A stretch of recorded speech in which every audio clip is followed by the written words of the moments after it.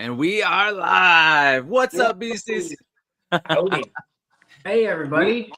Yeah, we are live. Thanks for being here, everybody. I have got a couple of special guests for Beast Friends Forever. And it's the first time I've ever had two at the same time and two that are related. I've got the two brothers, Zachary and Joshua Forbes. How you guys doing? Good. We're fantastic. Oh, yeah. They are the authors of these beautiful books here. We've got Three Rivers Plague. Love that cover. And the novella, Long Caldera Run.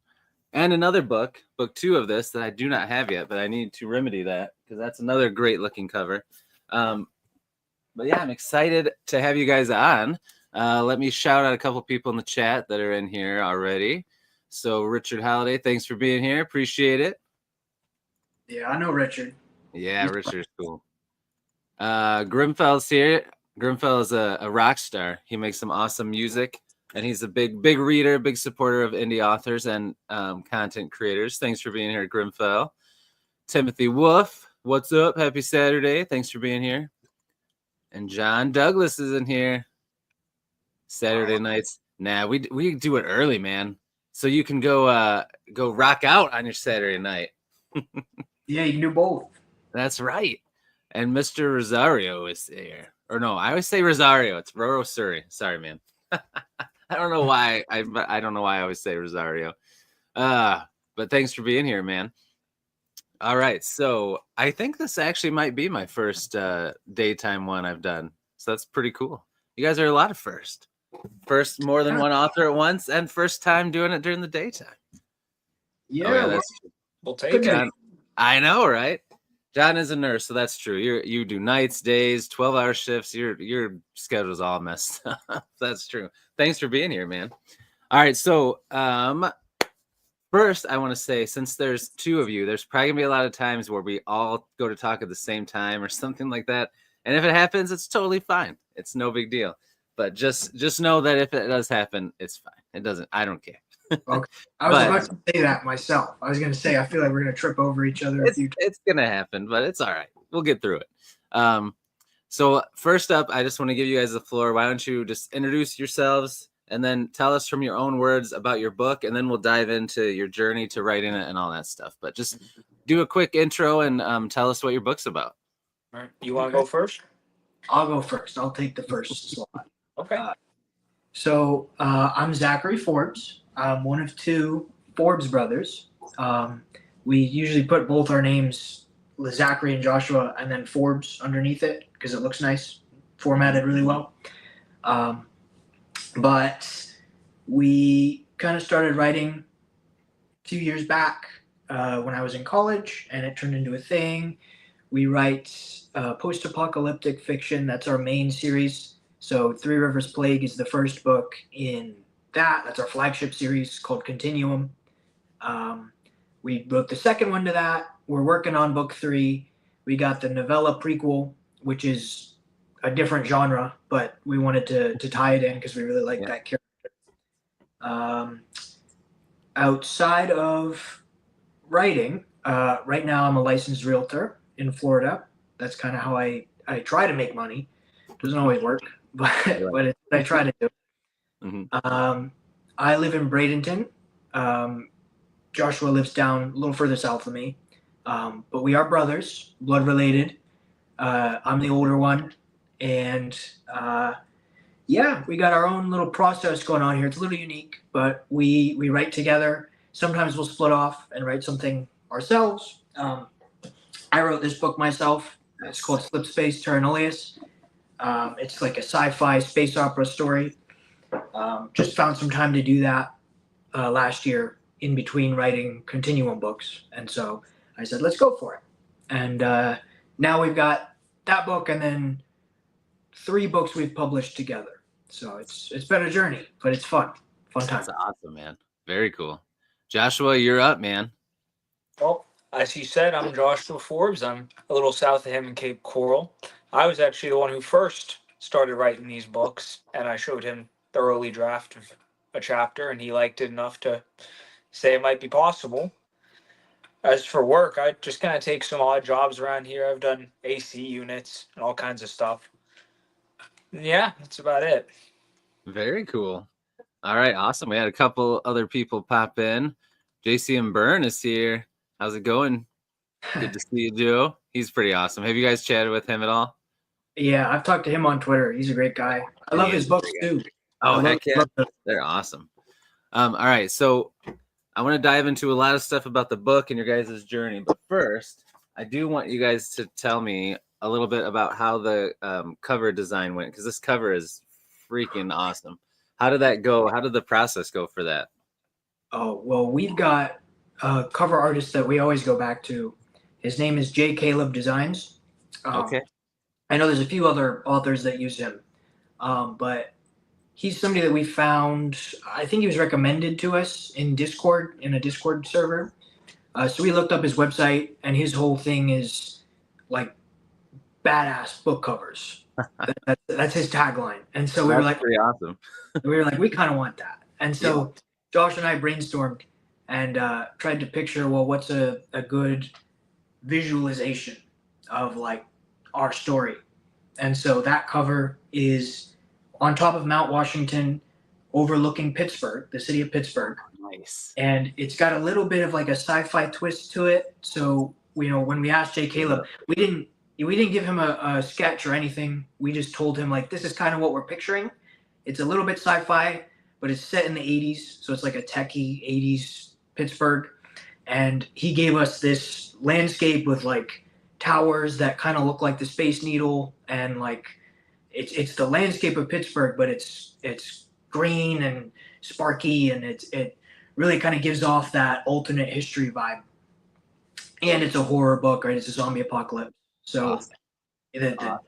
The words are kind of like scratchy, and we had him place some items around. So we got the guitar, because Thomas is a musician. We've got a cigarette pack. I think there's a needle with something in it. Oh man, like these Easter eggs you're telling me about. I gotta look closer. Yeah. Oh yeah, I didn't even notice the needle till just now. Yeah. Yeah, they're all plot relevant stuff. That's loosely based on towards the end of the book. There's a scene that's loosely like that where he's sitting overlooking the city. So that's sweet. Let's try to go for that. You guys nailed it. It's one of my favorite covers, man. That's awesome. The cover for book 2 looks awesome too. So everyone should check that out. It looks awesome also. That was a good one too. Did you use the same artist, I'm guessing, because it looked very similar? Yeah. Yeah. Very we made sketches for a couple. So more recent ones. Yeah. Nice. Nice. Josh makes Photoshop sketches. Okay. Not good, but yeah. That's good though. That way you like know what you want and you can show it to the artist and they can really like work with it. That's pretty cool. Yeah. Oh man. Well, if you ever make a special edition of these, you should put your sketches in there as part of like an extra thing just for fun. That'd be kind of cool to see. Maybe we'll post them once we got a few more books out. Ooh, there you go. There you go. Oh man. All right, let's see. Got a couple of Rich said, show us those guns. Yeah. Sun's out, guns out. There we go. That's why we do it during the day. That's right. Oh man, here we go. Timothy said, did you two wrestle when you were younger? He wrestled his younger brother until he got strong and then So did you guys ever go at it? Yeah. On vacation. They used to have the inflatable like floats in the water, and we'd do wrestling matches to throw each other off of it. Nice. Yeah, he won most of them. Yeah. Because I got bigger. Who's the older brother? Yeah, Zachary's older, right? The older brother. Yeah, a couple years. By how many years? What is it, Josh? How many years apart are we? Oh God, we must be 5. 5 years. Okay. Yeah, 5-year difference. Awesome. So I was, 10, 11, and he was still like a toddler. So we had to grow up a little bit before we could start throwing. Yeah. You couldn't be wrestling with him when he's that little. That could have gone bad. Not a good idea. Oh man, that is so cool though that you guys write together and that you have such a close relationship. That's fantastic. So Joshua, you said you kind of started writing at first. So have you both always been writers even before that? Like thought about being a writer? And then tell me about kind of your journey once you guys decided to do this. Did you always think you were just going to do like self-publish yourself? Did you try to do traditionally? Just kind of talk me through that whole process. Well, so I think everybody thinks about being a writer, but actually putting it to paper is a bigger step. Oh yeah. So quarantine, that was sort of the biggest turning point of my life. I was ending middle school at the time. And me and him, whenever we sort of had free time, we just kind of sit down and like pitch ideas back and forth for stories. A lot of it stemmed from what we were playing, so Fallout 76 and all that stuff. Yeah. Yeah. And as for the publishing side of it, I'm sure he can tell you more about that. Yeah, I mean, publishing, we did a lot of research, and we really only dipped into the writing world, like he said, during quarantine. So it's not something we really thought about too much before. But after he showed me that first draft where he wrote the first couple chapters of Three Rivers Plague, and they were early drafts, so plenty of stuff that needed to be edited and smoothed out, which we figured out along the way. But that kind of set us in motion. We were like, maybe this is possible. And so then we started spending a lot of time on Quora, on different writing blogs, figuring out the nitty gritty, past tense, present tense, perspective rules, that kind of thing. And I think that's really important when you start writing, because you don't want to get to the phase where you're ready to send it to someone and there's head hopping, right? You got to make sure you understand the basics of it first. Right. And then you think about, okay, traditional versus indie. In the traditional world today, that we kind of came face to face with, it just didn't really seem like the kind of market for our book. Our book is long. It's we like to call it a post-apocalyptic epic. First one. The second one's shorter. Third one is going to be shorter. But that first one is really a journey through Pittsburgh, through post-apocalyptic Pittsburgh. And we have all these different places that we use that are based on real places. But it's too long for a traditional publisher. I don't think they would have taken it. You might see like fantasy books that big, but definitely not one in this genre. And this genre as well isn't super popular in the traditional sphere. Right. We got a little bit of romance going on, more so in the second. Okay.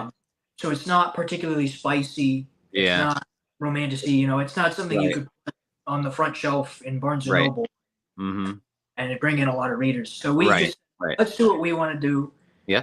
And we'll self-publish it and see if we can find that niche somewhere that isn't, a big not the mainstream. Yeah. Well, I think that was a good choice because it looks awesome, man, and I'm excited to read it. I read the prequel novella, and that was very good. I liked it a lot. I enjoyed it, so I already know I'm going to love your guys' writing style. So now I'm pumped to get into Three Rivers Plague because post-apocalyptic stuff is my jam. So I'm excited. It's really an interesting transition from that novella. I'm sure it will be. So there's a little bit of a twist in Three Rivers Plague that it's null and void if you've read the prequel. Right. It involves one of the characters who's in bold, and so you're already going to know the nature of that character if you've read the prequel novella. Yeah. So I've asked a few people on Twitter. I've said, hey, do you mind like reading the novella first, just so I know what it's like? Because I want to know how much that still hits if you've read the novella. So I'm sure you can be one of the people to tell me that. Oh, for sure. Yeah, I'll definitely tell you guys after I read it. So book 2 is already out too, right? Yeah, sure. Okay, and then when do you guys think book 3 is going to be coming out? Roughly. Obviously, you don't. Yeah, we shoot for every summer. Okay, usually. Cool. So book 1 came out August last year. Okay. Book 2 came out this past June. So we're probably going to shoot for book 3 being June, July next year. Okay, very cool. Well, for sure, when it's getting ready to come out, and we know for sure, I'd love to have you guys on again, and we can hype it up, get people pumped for it. Sure, yeah. Heck yeah. So, tell me a little. Okay, so 2 questions. First, so I don't forget, I am curious. How did you decide on Pittsburgh? Do you guys have like a connection to there? I wondered, since you're in Florida, I just was curious about the whole Pittsburgh decision. Yeah, that was from my end. Joshua So originally the plan was actually Philadelphia. Oh, okay. That was his idea. And he wrote that first chapter, that first draft he wrote. It was set at, was it Lincoln Financial Field? Lincoln Financial Field, yeah. Yeah. So that's the stadium in Philadelphia. But I have a girlfriend who is from Pittsburgh. That's my connection. And so I went to visit her family, and I saw the city of Pittsburgh. I went up along Mount Washington, visited the different, like the stadium and all that there. And I said, I feel like the terrain here is so interesting. The landscape, all the different landmarks. I feel like I have enough intrigue from this week that I spent here that I could turn this into a story. And I pitched it to Josh and I said, can we change it? Like, I want to do it here. I've been there myself. I've seen it. I like this setting a lot. And so we rewrote it to be set at Three Rivers Stadium, which is the 80s stadium. I think they moved it since, but the 80s sports stadium in Pittsburgh was Three Rivers Stadium, where the Three Rivers meet, the Monongahela, the other one they meet, the Ohio River. And so that's where we got the title from. Three Rivers Place was set there. And so that's how we landed on Pittsburgh, just because it was a place I'd been. I liked it, and it kind of fit the theme of the story a little bit. Okay, very cool. That's awesome. So you guys collab a lot, which is awesome. How does the writing part go? Do you guys go off chapters? Do you write certain characters? Do you just talk about it both, and one of you does most of the writing, or how does that all work? Over time, it's become more character specific with this third one. For the first two, we just kind of picked different points in the book and wrote from there on until they met. Nice. But that's pretty cool. That's awesome. Do you guys like write it and then give it to the other person and they read through it and then you go back and forth that way? Yeah, exactly. Nice. Yeah, 100%. And we try to go through it and edit it to a conjoined style, because it could be kind of jarring, especially if it's two people writing the same character. Yeah. Right. It's different if you're writing different characters, right? Right. Then that's that kind of probably works good if it's a little different, because it feels different for each character. But when you're not doing that, you got to try to keep it cohesive, right? Yeah. So when we write the same character and the same sort of parts of an episode, we do episodes in our books. As I'm sure you know, you read Long Caldera. Yeah. So when we write in the same episode together with the same characters, we want to make sure that the reader isn't going back and forth between chapters on what the style is. So we have a combined voice, combined like grammatical rules that we follow. I think we have it where in our combined stories, if we're saying a number that's above 13 and above 13, and it's not in dialogue, we just put the number instead of spelling it out, because we think that looks better in the Baskerville font that we do. But in my own style, like with Slip Space, I prefer just to type out the whole thing. No matter how big the number is, I like to type it out. Yeah. So that's one of those things where it's like we have to make sure we're on the same page for certain rules when we write together, and that's why we get together and make sure it's all something that we agree on. That's cool. Yeah, that's pretty awesome. Shoot, something was just in my head to ask you about. So are you guys both, because and with writers you always hear a lot about how some people are plotters, some people are pantsers. Where do you guys fall on that track? Are you both kind of the same? Are you in the middle? Are you totally different? Okay. I mean, we like having an outline. We start and we say, this is where it's going to start, this is where it's going to end up. This is loosely the journey that's going to happen in the middle.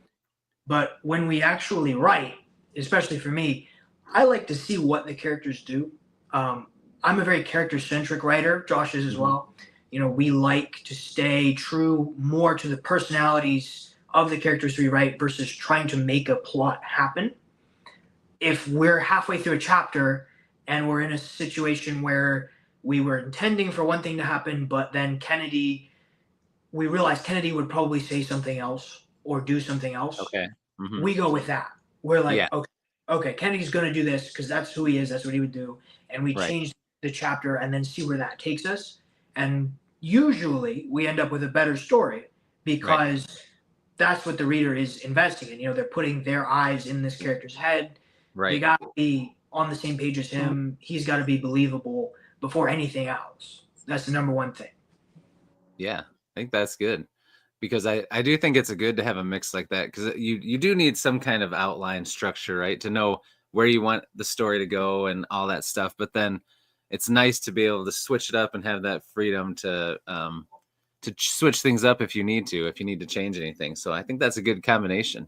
Now, Joshua, are you in the middle? Are you, if you were writing your own thing without your brother, would you be way more of a plotter and just plot everything out? I don't think I'd make it. I don't think the book would come out. Yeah, you would just keep plotting and plotting and plotting. Yeah, he keeps me honest with it because he's always right and he's always like, okay, Yeah. now read this. Yeah. Well, that's good. You guys balance each other out really well then. That's good. Yeah, he reins me in. You know, I keep him motivated and he reins me in. If I go too far and I'm like, hey, you know, what if we had a character go to like a satellite in orbit in this story? And Josh would be like, let's pull that back. Let's rein it back in. That's not gonna work. Yeah. So Well, you got got that space opera part of your brain going. You're like, ooh, I know. we gotta make this more like that. Oh man, that's so cool. Real quick, I do want to couple things in the comments. So first, Timothy Wolf is a big pantser, so he said Pants Gang rise up. For sure. And then this was a good question. Do you guys know how many words Three Rivers Plague is? Because it is a pretty chunky book, which is awesome. I just pulled it up a second ago. It's 214,000. Wow. Okay. That's awesome. I mean, you know, if you're in this sphere and you love reading, like we all love a good chunky book. So I think it's good. It's got some good plot too. That's like a nice paperback. You guys did a good job with that. Because sometimes, you know, paperbacks from indie authors, they're real stiff, but this is like got some good, it's a very good reading experience. I mean, look at how nice that sits. I'm impressed. Yeah. You guys did really good with that. We format ourselves mostly. We like to be in control of that aspect. Yeah. You guys did a good job. It looks good. Nice work. Thank you. Let's see. Novel Insights. Dr. L is here. Thanks for being here. He has a BookTube channel and does some writing too. But yeah, he thought he was a plotter, but then faced reality when he started writing. I feel like you can plot it all out, but you gotta have some wiggle room. You gotta be able to just kind of roll with it, right? Because almost when you're writing it, it's like you're in a way reading it, the first person reading it, and sometimes you probably think like, I don't want that to happen, and you gotta switch it up, right? Yeah, you never know. A lot of improv. Oh yeah, for sure. I think a cool thing about your book is that it's set in the 80s. So tell me a little bit about that decision. Was that always your thought from the start, Joshua, even when you started it, or did you guys kind of decide that together? Yeah, it was always going to be an 80s inspired story. It's the most interesting time for technology and all that. Mm-hmm. Yeah, I mean, a lot of people say, like, especially with horror stories, the cell phone really kills a lot of drama. Yeah. If characters are walking around with cell phones, you know, it makes it hard. Now, this is post-apocalyptic, so, you know, pretty easy to write that stuff out. Yeah. But we really wanted something of a blank slate. And so we thought if this takes place in the 80s, before a lot of modern day tech, and we just decide what advancements we want to throw in, because it is alternate history, you know, there's a lot of sci-fi elements in there. So we, almost like what Fallout does, not quite as extreme, but we wanted to say there's certain technologies that exist here that are kind of like Cold War-ish, but not as much as the modern day conveniences. It also fits the characters really well. The main characters in Three Rivers Plague are a band. They're a rock band. Right. So the 80s era is like perfect for perfect for that. So that's a big part of it. Cool. Oh man. Yeah, that's awesome. This Richard just posted this. That's pretty cool. I didn't know that. Three Rivers Stadium was built to replace a stadium called Forbes Field. But that's true. That's I great. that after. Yeah, you guys didn't even know that. That's pretty sweet. A lot of that's awesome. Yeah. So you guys like horror stuff in 80s. Do you guys like Stranger Things? I've never seen it. You've never seen it? I just wondered with the whole 80s vibe if you guys had liked that. Well, then what are some inspirations for you guys that made you think of this idea? Because like movies, shows, other books you've read in the past, like what are some things that maybe you enjoy that inspired your writing a little bit? Yeah. I mean, I know my girlfriend's big on Stranger Things. I watched season 1 with her. Okay. And she's got a few Stranger Things books back there, actually. Yeah, there's some They books have some too. spin-off books. Those are pretty. I personally, I mean, like we said, Fallout's one. We were big into Fallout. That worked. Did you guys like the show? I like the show. I don't think he's seen it yet. I haven't seen it yet. Okay. Yeah, it's pretty good. I thought it was pretty good. It's pretty good. I'm a little iffy on the NCR stuff. Oh yeah. I don't know if I mean, they said at the Game Awards, New Vegas fans, thank you for not burning down our house. Yeah. That is true. Yeah. Yeah. Maybe in season 2 there will be something to make up for that. But I did think it was kind of weird the direction. Yeah. Yeah, I agree. But we anyway, sorry, go ahead. Sure. Like Josh was just saying, we're also big on thrillers. Our books are written in thriller style a little bit. Constant suspense. Our chapters have gotten choppier. Like they're pretty choppy in Caldera. Yeah, right. So, we like that pacing. I love that. And so we get that from Reacher. Obviously, he's a big one. I've read a Reacher book out there. Nice, Josh reads a lot of James Patterson. Yeah. Nice. Good. He's big on those books. Awesome. What's the Ranger series? Quinn Coulson. Yeah. Josh, I read the first one of those. Those are good. They're all right. Yeah, so we take a lot of inspiration from thrillers on top of sci-fi and all that. I really like the Star Wars expanded universe books. That's what I grew up on. Me too, man. Yeah. So Timothy Zahn is one of my top. Oh, heck yeah. I like how he does characters. He's got a lot of minor characters that he's juggling around, and they're always done so well. Everybody gets some kind of arc. It's always really cool. Yeah. So I love him. Yeah. Big inspiration for Slip Space. I know. I got to read Slip Space too, man. I'm excited. That's cool. Did you ever read his his books that he wrote himself, like the Icarus Plot and Icarus Hunt and all those? I haven't read them, but I've always wanted to. I think I read the first one. I didn't get the rest of them. He's so many. He had enough Star Wars books to read, and then there were more by other authors, like R.A. Salvador. I was like, I gotta get to these. No. There's just so many things to read. There's so many good things out there, man. It's crazy. And I've been trying to read more indie. So me too. On top of that, I'm reading all these indie books. I know. Dip into a Star Wars book or a Reacher book. Yeah. Right. There's a lot to read. You're right. There is for sure. What about you, Joshua? What were some things that that you were really into that inspired you? Obviously, you read the thriller stuff too. Anything else? I wouldn't call it an inspiration necessarily, but I always loved the Witcher books. Oh, yeah, nice. Really cool. Okay. So a little bit of that came in with how we describe monsters in our story. Okay. That's pretty cool. Okay, I wondered where the post-apocalyptic stuff came from, how you guys came up with that idea and like the monsters in your books, since the thrillers that you're talking about reading, they don't really have that side of it. So what made you decide to go with that? Was it something I mean, obviously the Fallout stuff, probably a little bit. That was probably the biggest thing. I mean, we loved Call of Duty Zombies too. That's nice. Yeah. Most of our conversations happened during matches of that. Nice. So a lot of that came into it. Who's better at that game? Probably him. I mean, he's usually better at the Easter eggs. Okay. I've got the memory for it, but he doesn't go down. He's better at getting through the maps. I usually just go down less often.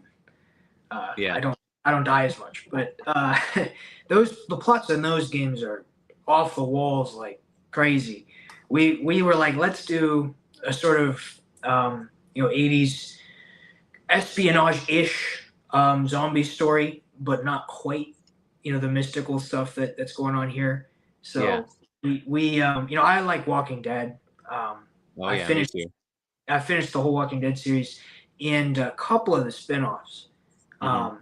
I still haven't watched Daryl Dixon, even though he's the Oh best yeah. character. I haven't watched his spin yet. Yeah, that one was pretty good.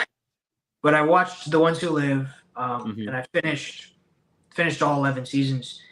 So that was another thing. I usually say our books are kind of a mishmash of uh, Fallout, World War Z, and Walking Dead. It's kind of those three Good mixed mash. together. Good mashing. That's pretty cool. Yeah, and we have, like he said, there's monsters as well. Yeah. We kind of have a world where it's not just the undead. Mhm. The undead are the main apocalypse factor going on, but there's also almost like a cryptid. There's like another monster present that you don't know where it came from, but it's out there. It's almost like a Resident Evil type thing. Yeah, I was gonna say like Nemesis or something. Yeah, there's something out there in cool. this first book that the characters are grappling with, and you wonder how real is it, and you slowly reveal over the course of the story like what it really is and how it manifests. And we're trying to get a little bit back into that with book 3. So that's kind of what our series is. It's a little tiny bit mystical. Ooh, you're getting me even more excited to read it, man. That sounds awesome. Yeah. So Where You Don't is in here. But he said that he had a Superman post he really liked, but he wanted us to say what our favorite graphic novel is or superhero movie. Oh boy. I know. What do you guys think? Josh, you got an answer to that? For superhero movie? Oh God, not anything new. Yeah. I know it's right. I mean, I know I'm definitely partial to the Avengers movie, the first Avengers movie. Yeah. I think that's good. the character work in that one, I don't Mhm. think it's been matched. I think Infinity War comes close. Infinity Yeah, War Infinity War is good. it might be a superior movie, but I Right. think just the character back and forth in the first Avengers movie. You know, Mhm. you got Steve who's just starting. He's in this world now. He's a soldier. He's like U.S. government, and he's trying to be what he once was. You know, I need to work for the authority because they know what they're doing. They're going to stop this evil, unstoppable force. And then Tony presents him with, well, why are you following these people? Like, Right. don't you question them? Don't you think they're a little shady? And Mhm. so then Steve slowly works his way into that. He sees that they're making Hydra weapons. And Tony, who starts off as this really roguish rebel, like doesn't want to listen to anybody, Right. up seeing how unstoppable this alien force is, ends up making the sacrifice play, and it messes him up. By the time Iron Man 3 comes around, he's got anxiety attacks. Oh yeah. Yeah. He's like, something needs to be in the way of this. There needs to be an armor around the world. And all that character work started in that movie. Yeah. It's the best version of the Hulk we've had since, you know. Oh yeah. So good. And Joss Whedon does so well with those characters. When Joss Whedon writes well, he writes really well. Oh yeah, for sure. I agree. Yeah. That, And there's something just special about finally, like for the first time really ever seeing all these big hero characters like that in one movie and done well, you know. It was that there's something cool about that too, for sure. yeah, I love it. So it might be a hot take, but I like the Tom Holland Spider-Man movies a lot. Yeah, I but do too. I wasn't born really to watch the Tobey ones when they were coming Yeah. out. But the second Tom Holland one with Mysterio, Jake Gyllenhaal. Jake Gyllenhaal is like my favorite actor. So Far From Home is probably my favorite superhero movie. That was good. I like that. Yeah, it'd be tough for me. I'd have to say, man, because I really like the Spider-Man movies too. So, and I grew up with the Tobey Maguire ones. So that the one where it brought all of them together, that was pretty good. That one's definitely up there. Avengers would be too. And I'm a big Batman guy, and which is sad because there hasn't been very many good DC movies. But the ones with Christian Bale, the Dark Knight movies, those were pretty good. But man, my favorite, that'd be hard to pick. I think right now I would probably say I would probably have to go with the Spider-Man one. That's pretty good. But yeah, the very recent movies have not been that great, unfortunately. But I'm hoping we'll get things turned around here. I do like the Guardians of the Galaxy movies that James Gunn did, so I'm really hoping he can make some decent DC movies, but we'll see. I don't know. Yeah, that post I made that they're referring to, I Yeah. did a quote tweet on Twitter about partisanship in movies and how James Gunn seems like he's trying to kind of get us back to that that almost Silver Age innocence. Yeah. That's kind of what Crypto represents in that trailer. Right. The trailer starts off with Superman face down in the snow, bloody, vulnerable. That's kind of the world. That's us. That's the superhero genre. That's Hollywood. That's DC. It's face in the dirt. Like, how did we get here? And he whistles for Crypto, and Crypto comes, and he's this cute CGI dog. Yeah. He's like, "Take me home, Crypto."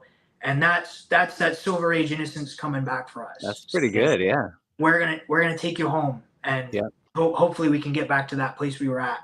And I think James Gunn knows what he's doing. I think Nathan Fillion is a great actor, excellent actor, and he's in 1 second of that trailer, and he makes this face.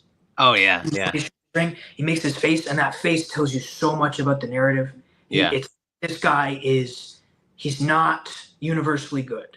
This team of heroes running around, they're troubled. They're not doing great, and they're really put off by this guy who just appears to be a good guy.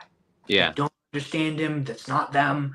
Right. And Superman is going to challenge that world that these characters operate in, and there's so much meta analysis to do there.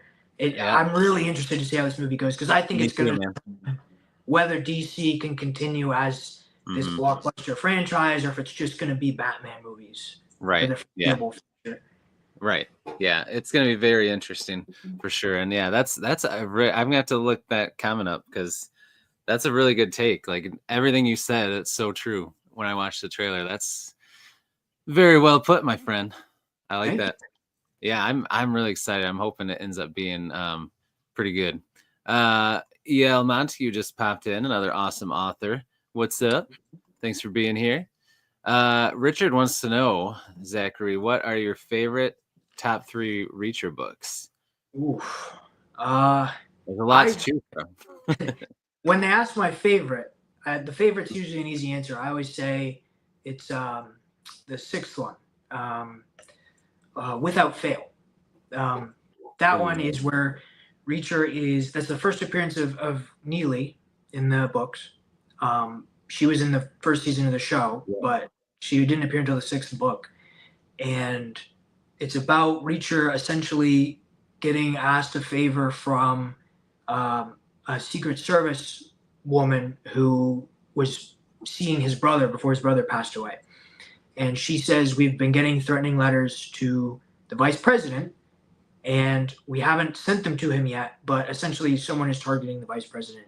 And we needed someone like your brother to kind of analyze this guy's head." And so the whole book is Reacher following the vice president around, trying to pick apart this killer. And there's a lot of death, a lot of almost espionage type stuff. And it's got a great ending. A really hard hitting, like, rock and roll ending in that one. Nice. I hope they adapt that one. I really do. My second favorite, they probably did adapt, to be honest. Bad Luck and Trouble was what they did for season 2. Yeah, really like that book. I think the book is a lot better than the show. Yeah, the Bad Luck and Trouble is a lot better. That's usually how it goes. Yeah, but that's probably my second favorite. I really like it's. Lee Child's good at making the characters really subtle. They don't go and shoot people in the street. Like, there's always a good explanation for how they get away with it. Yeah. And it doesn't, because it's not a show, there doesn't have to be like a fight every episode. Yeah. The show is like at the end of every episode, there's going to be a gun. There's got to be a brawl. Yep. Right. The book doesn't have to do that. So the book can be a little slower of a burn and make a much more interesting story out of a little less punching. Yeah. I really love that one. Third that's up in the air. I mean, there's so many that could take the third slot. The one they're going to adapt for season 3 is a candidate. The Persuader. Oh, okay. I'm happy to hear they're adapting that for season 3. That's set in Maine, and that one is Reacher inserting himself into a crime family's like mansion and pretending to be their security. But that one was really cool. It's really a Reacher-centric story, so I don't know how they're going to do it in the show with like Neely and the other characters. With everybody else. Yeah. Okay. Usually that's how his books go. It's usually just Reacher. He's usually the only returning character. I think Neely's been in a couple books, but like very rare appearances. It's usually just Reacher. Yeah. That's true. So we'll see how they handle that. But I'll just say those 3 for now because I could talk about Reacher all day. That's awesome, man. I've only read the first 2 books, but I loved them. There's just so many things to read. Like we said, I want to get back to them, but yeah, those books are so good. I do like the show. I do like the actor that they picked for him. I think he's doing a good job so far. We'll see how it goes. Me too. Yeah, but it was nice that they picked kind of a more imposing actor to play him because nothing against Tom Cruise, but he's not what I pictured when I read those books. That's always the conversation, right? I think Tom Cruise did a really, really good job with the personality. Yes. I think his they're still good movies. Yeah, his facial expressions, his like calmness, he does a really good job emulating that, but he doesn't have the physical presence. Right. So yeah. Reacher isn't a super spy. He's not a Jason Bourne who exactly fights everyone. Reacher is big. Yeah. He wins fights because he's big. He's 6'5". Yeah. 250 pounds. That's how he overpowers people. That's realistic. Yeah. Right. Exactly. Yep. So I agree. That's my sense on Tom Cruise. Nice. Joshua, what would you say? What's some of your what's your favorite author or favorite book that you've read? Favorite author is probably James Patterson, just because I've read the most of his books. Okay. I mean, every time I'm in an airport, they're always there. It's the easiest to grab. That's true. He's got a book called The Big Bad Wolf about like a sex trafficking ring. And that's probably my favorite in the series. Okay. Nice. All right. What which is that part of one of his series, or is that like that's a Alex one? Cross? Yeah. Is that I was gonna say I thought that was an Alex Cross one. Yeah, I do like the Alex Cross ones. Yeah, he's a good writer. It's crazy how much stuff he's written. It's insane. And now he's got all this stuff with other people that comes out. Man. Yeah, he wrote alongside Bill Clinton, didn't he? Yeah, right. I know. That's crazy. Persuader. Actually, I did read that one too. That one was pretty good. I like that one. I love that one. Yeah. I like it a lot. I like Gone Tomorrow is an underrated one. Oh yeah. He's on he fights some he has a knife fight at the end. Very brutal. That sounds pretty good. But yeah, he does. It does seem like every book that comes out now, he's writing with somebody else. So, I mean, that's what you can do when you're freaking bajillionaire and have written like 3 million books. You just kind of have fun and do whatever you want to do now. Yeah, I mean that Monica's question there was, how do you feel about it? About him writing with other people? I'll let Josh answer, but personally, I think that when you get to a certain age, certain like popularity as an author, you want to be a little more hands off. It starts to become more passive income. Oh, and so, for sure. Because Patterson's written so many books, I feel like it's at the point where some of them, at least some of them, have to be ghostwritten. Some of them have to be. He's an executive writer, and he just lets the IP get handled by somebody. I feel like it has to be that. Oh yeah, for sure. I agree. Yeah. I mean, I think the best way I've seen that handled was with Jack Ryan, and then Jack Ryan Jr., and then you get your kid involved, and I think that's a really sweet way to do it. Yeah. It's all about just the quality of the book at the end of the day. If bringing more people on, more heads, Zach and I having 2 heads makes the book so much better than they'd ever be. I think it's very important. Yeah, that's true. As long as it's good quality, then it works, right? Exactly. So you talked about book 3 coming out. So then down the pipeline, are you guys thinking of continuing to build this world out with the series ongoing, or like spin-offs, or do you have something completely different down the road in the works that you're going to work on together? Well, right now, this just plans to be a 5-book series. Okay. And then from there, if we wanted to, we thought about continuing on with different characters. Mm-hmm.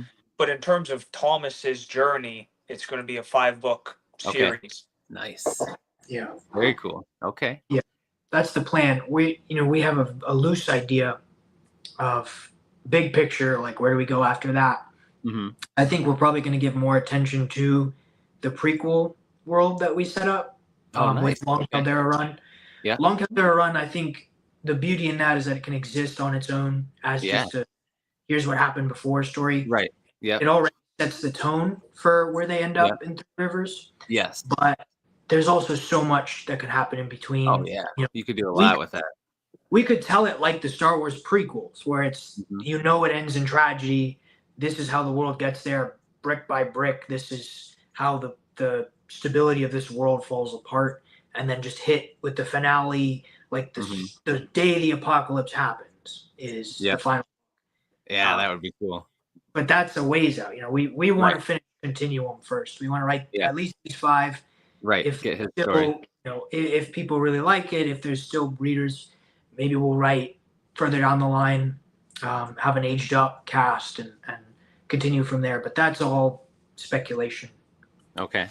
Nice. That's awesome. I'm excited. You guys have so much going on that you're getting ready to write. That's sweet.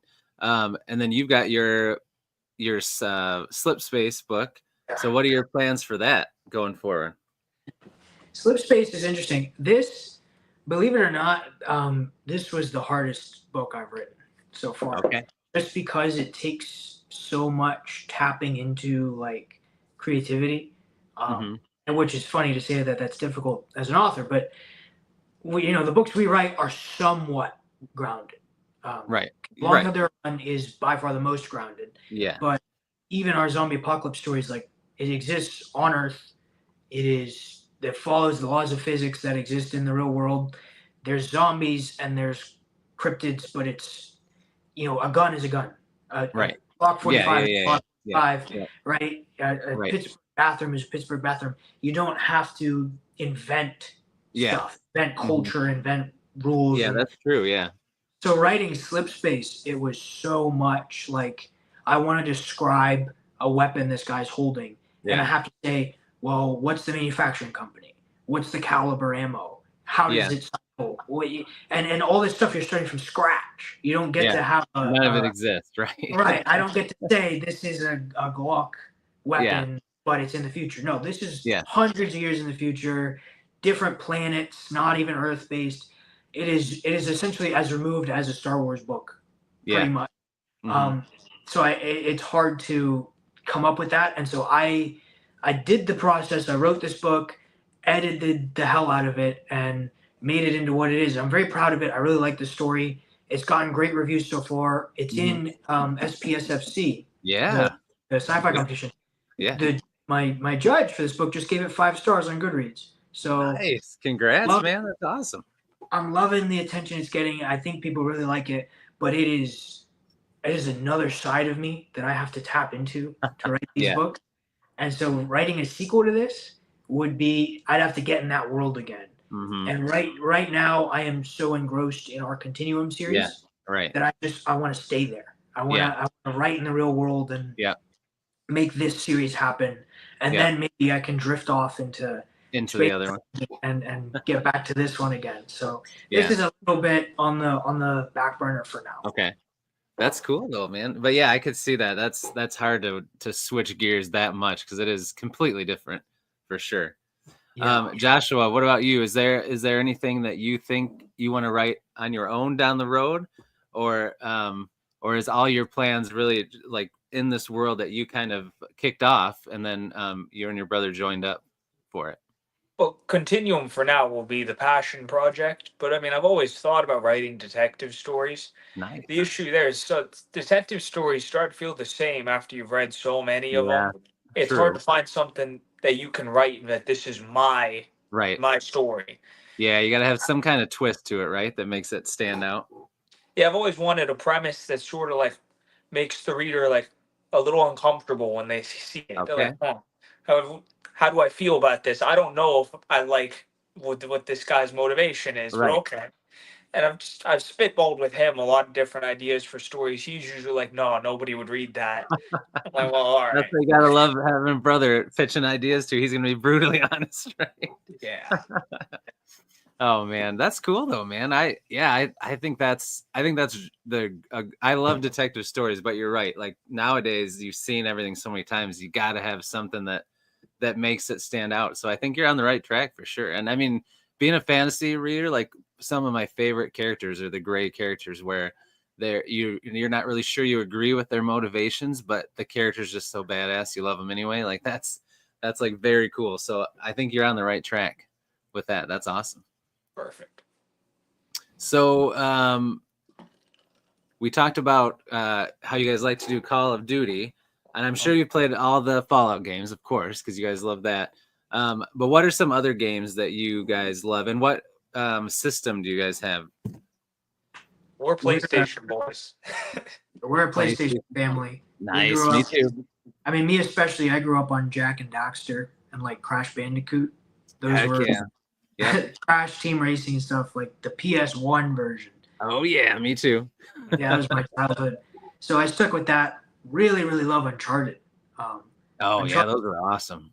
That was my series growing up. You know, it'd be my birthday and I'd come home and I'd be like, Dad, where's Uncharted 3? I know it just came out. And he'd have it hidden somewhere. Oh, that's awesome. I loved them, and those are PlayStation exclusives. We have a little bit of sometimes like a nod to something from those games, just because they were such a forming part of my childhood that it's like, even if it's just a little quote that seems meaningless from the second Uncharted game, I found a place for it in the book, and I'm like, oh yeah, put that there. Oh, that's sweet, nice. Yeah, so my two favorite games could not be further apart. I love Resident Evil more than anything. Oh yeah, I love Resident Evil. It's been my favorite game for so long. But then my second favorite game, which sometimes takes over, is Persona 5. And Nice. I got him to play it with me. I just think the amount of stuff, that the freedom they give you to do whatever you want every day. That is a cool game. You can go eat burgers every day and do pull-ups in your attic. And that's all we did for 2 weeks straight. Just working out and eating burgers, huh? Yeah. It's a life simulator. Yeah, right. Life simulator. That's awesome. Yeah, those are really good games. I agree. Timothy said he switched to PlayStation because of all the new Final Fantasy games. Have you guys played the Final Fantasy games? I have not. No. I'm aware of them. I was never a huge Final Fantasy guy. I would never talk bad about them. I know they're beloved. Right. I know there's a lot of talk about them all the time. They're getting remakes now. So nothing but respect for Final Fantasy, but I've never really played them. Yep. I loved them back in the day, and then I loved the first remake of 7. And then I've bought every new one that comes out, but I haven't played any of them, which is dumb. I need to stop buying them because they're such long games. But it's just you get that. It's kind of like books with me. Like they just feel so good to get it and have it in your hands. But then you're like, oh, well, I also got to read and play all these things. There's only so much time in the day. But yeah, those games look really good. But yeah, I haven't played any of the new ones either. So yeah, that's cool. I actually am getting the PlayStation Portal for Christmas because they just did an update for it, where before you could only stream it right from your PS5, but now if you have their PlayStation Plus subscription, you can play all the games on there, kind of like Game Pass, right on the Portal, which is pretty sweet. That's so awesome. That made me kind of cave in to get it, because before I'm like, because my son's usually always on my PS5. He used to have a Nintendo Switch, but now he's 15. He's a freshman. He's too mature for the Nintendo Switch now. So now he's always on PS5. So I'm like, well, that wouldn't work. I couldn't stream from it if he's on it all the time. But now I can just play it on right on there. So I'm pretty excited about that. Yeah, cool. Not too shabby. We started playing the new Marvel game, Marvel Rivals. Oh yeah, that's huge right now. Yeah, I'm not big on hero shooters. I'm usually not either. Yeah, I never played Overwatch or anything. Yeah. But I like the art style a lot from Marvel Rivals. Me too. I like seeing the different designs. They're all very new, very unique. Yeah. So And it's cool to see the Punisher in something, you know. Oh yeah, The I Punisher, know. he never gets an invite. Every Marvel game, I whenever know. he always gets He's left never out. Now, part of it. Yeah. I think Marvel doesn't really like him that much anymore, but it's a shame because Punisher is Oh, my I guy. love Punisher. Yeah. Probably one of my favorite characters. Did you watch the show with John Bernthal? Oh, Yeah, so I love good, it. isn't it? I love John I'm so Bernthal's glad great. they're bringing it. They're bringing it back, man. That and Daredevil. Those Netflix shows were really underrated. I thought they were really good, especially Yeah. those two. Maybe not Yeah. Iron Fist, but Well, we don't talk about Iron Fist. we don't need to talk about that one. But yeah, I mean, I think Daredevil and Punisher are probably some of the best superhero TV there's been. I agree. Potentially even the best. Yeah. No, I agree 100%. Yeah. I've been burned by Disney too many times now. I don't think Disney's going to live up to it. I know. The best I can hope is that it doesn't tarnish what was. You know, if we get to see John Bernthal back and he gets to do something cool, then I'll be satisfied. It'll be worth it. Yeah, I agree. Yeah. Just don't make him into something he's not. Mm-hmm. I know. Yeah, we'll see. I hope. It's good that they have a lot of the same actors and people working on it, so you're hoping that it's gonna feel the same, but we'll see. You never know. And the community had to bully them into that. Yeah, exactly, because they were gonna do their own thing, and it's like, come on. They were gonna kill Karen and Foggy off screen. Yeah. Like, oh no! What are you doing? It was like with the Sonic design. The whole community. Oh was my like, gosh, that we're first Sonic design was so bad. Yeah, it's the same thing. They're like, we're not gonna watch this. No. And then Disney was like, okay, we'll bring Karen back. We're sorry. Yeah, that's right. Didn't they put that ugly Sonic design into some movie? Wasn't he? It's the Chip and Dale movie. Yeah. He was in that. That's right. I was like, I know they made fun of it in something. I couldn't remember what it was. Yeah, that movie's kinds of weird. Yeah. Are you guys big Sonic fans then? No, I mean, like I said, that's probably not the right question. I don't know if not big Sonic fans, but if you were a PlayStation fan before, did you have like a Sega before PlayStation, or was that your first console, PS1? No, we had a Nintendo as kids. Nice. My brother had Nintendo. I had a Sega, so I was a huge Sonic dude. So my son and my younger daughter, they love the movies, so it's been cool to see that with them. We're excited about the new one that's coming out. I love Keanu. I love Keanu Reeves. He turns down a Marvel role. He says, "No, I don't want to be in Star Wars: The Acolyte." And then I know. They ask him to come on Sonic the Hedgehog, and he's like, "All right, I'll do it. I'll be Shadow." Oh man, he's such a weird, cool dude, man. He's great. Did you ever read his comic or his book that he had, the Berserker? He made his own comic called Berserker, which is really cool. It's about like an immortal character, and it looks through his life, and he's like, nowadays he's working for the government and stuff, and in return they're supposed to help him figure out how to like die, because he's just sick of all the violence and sadness of his life and stuff. But he joined up with China Mayvel, who did like the Gas Lag books, like Perdido Street Station, but they wrote a book based off of his graphic novels. That was pretty cool, called The Book of Elsewhere. So yeah, it was pretty cool. I watched an interview with them that they did when the book was coming out, and like Keanu Reeves is such a dude, man. He's just interesting. He just seems like he just floats around, everywhere he goes. He was in SpongeBob. He was like a tumbleweed. Oh yeah, that's right.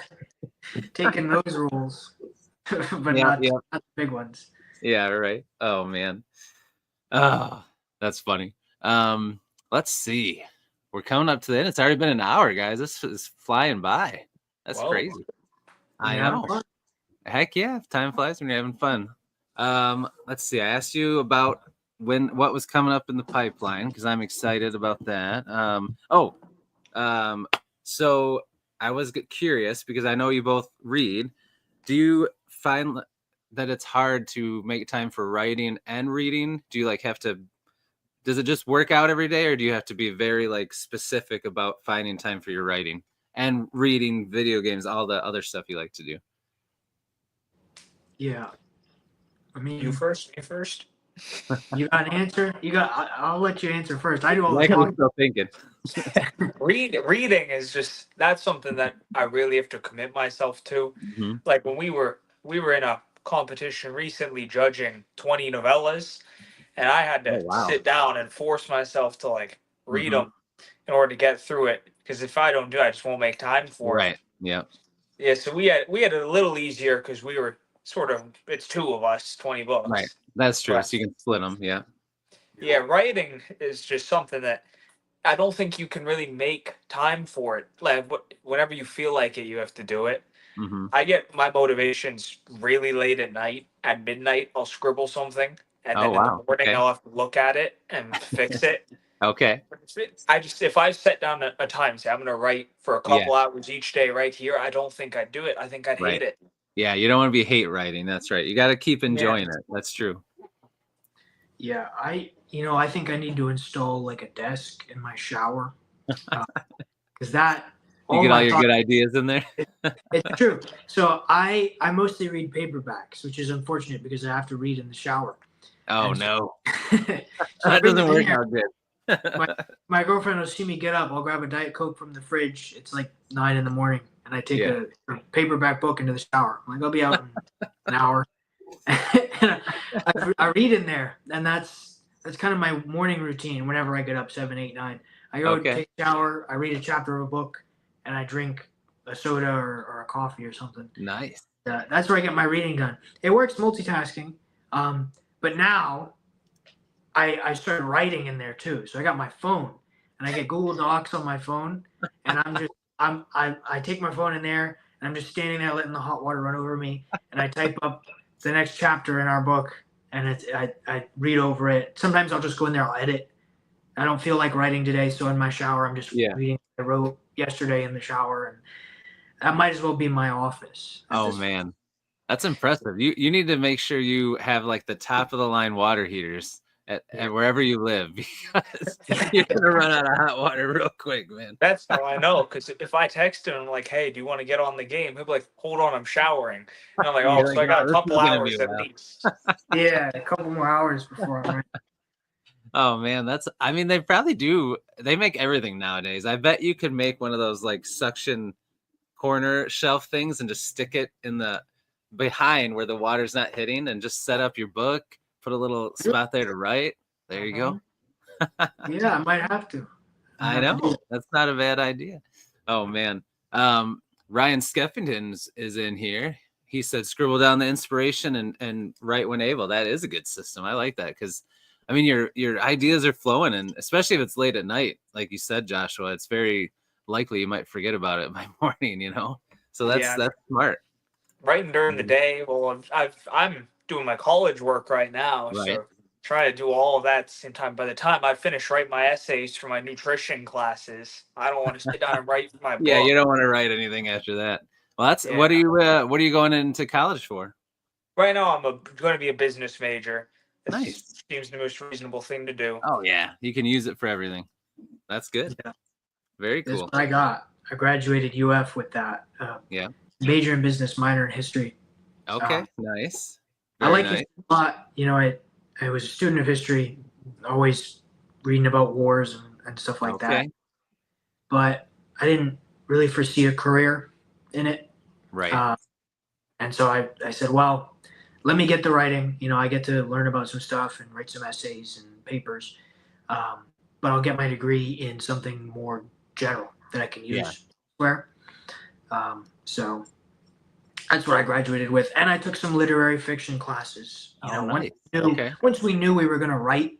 Yeah. And that was kind of our passion. Mm-hmm. I said, okay, I'm at UF. I'm at the University of Florida, right? Biggest college in the state. I'm going to utilize that.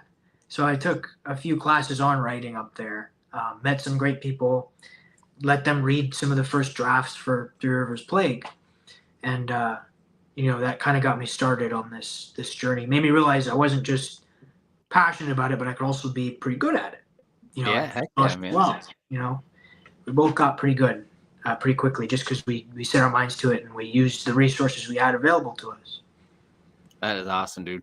You guys are, I mean, it's such a cool story, just in general. Anytime somebody can indie publish a book, something that they've thought about and dreamed about making reality, and they do it, and it looks that good. And I mean, your writing's good because I already read the prequel, so and that's awesome in itself. But then that you guys are doing it together, like I just think that's such a cool story and something that I'm excited to be a part of and get to read everything you guys put out and have you on the channel and keep getting to know you guys better. So I think it's awesome. So congrats on everything, man. You guys are killing it. It's nice work.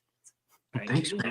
Yeah. You're welcome. So I'm going to wrap it up since it's been a little over an hour. My wife usually works on Saturdays, but she's home today. And she said before, because I always tell her it'll be about an hour, and it's always more than an hour. And she's like, well, make sure it's not too much more than an hour because I've got things to do. I got a honey-do list, you know how those go.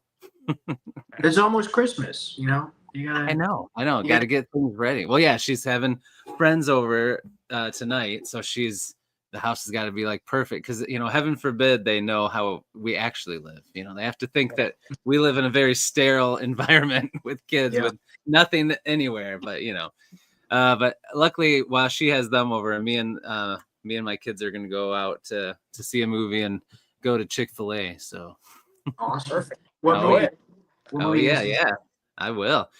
So yeah, thanks again for coming on, guys. This was awesome. I'll definitely do it again. And when after the stream is done, anybody watching the stream or in the replay, I'm going to put links to all your guys' books, including Slip Space, Zachary's book. So you guys can check those out because I have these two, but I need to get book 2 and Slip Space ASAP because you guys' covers are awesome. So there it is. There's book 2. Yeah, hold that up closer, Joshua. I love that cover. He's like sitting in front of a gravestone, right? With some, or no, is it a tree? It's a tree, yeah. Tree. Yeah, that's right. It's a tree with some creepy things peering around the corners. You guys are killing it with the covers, man. Those are awesome. But thanks to everybody in the chat, and everybody have a great weekend. Enjoy your Saturday. And I don't have another live until after Christmas. I'll have some videos out, but I won't be live. So everybody have an awesome Christmas. Have a great holiday, and we'll see you guys soon. So you guys want anything before I go?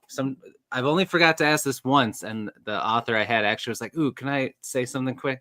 Anything you guys want to plug or last minute thing you want to say before we go? You got anything, Josh? No. I want to thank everybody for hopping on the live stream. I know some of you guys personally. Obviously, Richard. I know E.L. Montague. Byrne, Timothy Wolf. All you guys are great. I've read most, if not all, of your works. So yeah, you guys, at least one of each of your works. I know the Whisper That Replaced God was Timothy Wolf's latest book. So Love that. Mm-hmm. If once you're done reading our books, you read Three Rivers Plague, Foot Brave, Slip Space, all that, then go read his book, Whisper That Replaced God, because that was really good. And it's short, you can get through it quickly. Competition. Mm-hmm. Yeah, that's right. We judged that in our competition. That one's moving on to the next round. Montague's book, To Catch a Witch, moving on to the next round. So good. Well,